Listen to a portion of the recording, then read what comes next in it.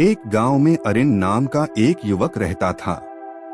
अरिन के पास बड़े बड़े सपने थे, लेकिन जब भी वह कोई नया काम शुरू करता, एक आवाज उसे रोक लेती, तुमसे नहीं होगा, तुम असफल हो जाओगे। यह आवाज किसी और की नहीं, बल्कि उसकी अपनी थी, उसके डर और संदेह की। अरिन बहुत परेशान था। एक दिन उसने गांव के ज्ञानी बुजुर्ग मास्टर कएल से मदद मांगी। मास्टर कएल ने उसे एक लालटेन देते हुए कहा, रात में शैडो पीक की चोटी पर जाओ, वहां तुम्हें अपना सबसे बड़ा दुश्मन मिलेगा, उससे लड़कर जीतना होगा। डरते हुए अरिन चोटी तक पहुंचा।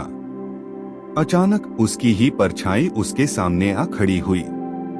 वह परछाई बोलने लगी, तुम मुझे नहीं हरा सकते, मैं तुम्हारे डर, तुम्हारी असफलताएं और तुम्हारे बहाने हूँ। मैं जानता हूँ कि तुम कमजोर हो। अरिन घबरा गया।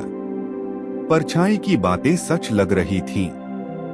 लेकिन तभी उसे मास्टर कएल की बात याद आई, दुश्मन तभी ताकतवर होता है जब तुम उसे ताकत देते हो। अरिन ने हिम्मत जुटाई और बोला, तुम मेरे डर हो, लेकिन मैं तुम्हें मुझ पर हावी नहीं होने दूंगा। मैं गिरूंगा, लेकिन फिर उठूंगा। मैं संदेह करूंगा, लेकिन कदम बढ़ाऊंगा। जैसे ही अरिन ने ये कहा, उसकी परछाई कमजोर होने लगी। अरिन ने लालटेन की रोशनी उस पर डाली और धीरे धीरे वह परछाई धुएं की तरह गायब हो गई। सुबह जब अरिन गांव लौटा, मास्टर कएल ने पूछा, क्या तुमने अपने सबसे बड़े दुश्मन को देखा? अरिन मुस्कुराते हुए बोला, हाँ, वह मैं खुद था। मेरे डर, बहाने और संदेह। लेकिन अब मैं जानता हूँ कि मैं उनसे बड़ा हूँ। मैं उन्हें हरा सकता हूँ।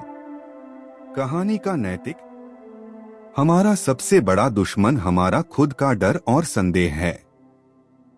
जब हम उनसे लड़ना सीखते हैं और उनके बावजूद आगे बढ़ते हैं, तब हम सच में जीतते हैं।